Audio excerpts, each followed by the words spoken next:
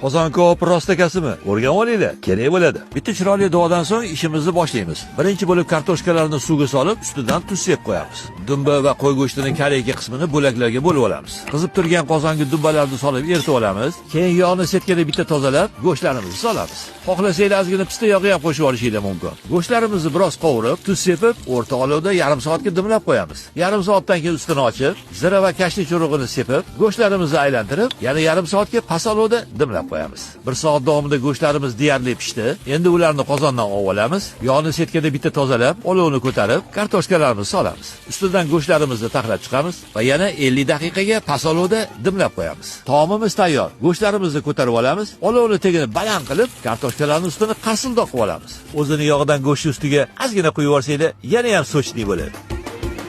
Qozon kabobni o'xshatolmayotgan do'stinglarga jo'natib qo'yinglar. Shu retsept asosida sizlarga tayyorlab duoinglarni olsin. Flavisi nokligi bo'lsa, bu taom bilan juda ham zo'r chiqishadi. Yoqimli ishtaha.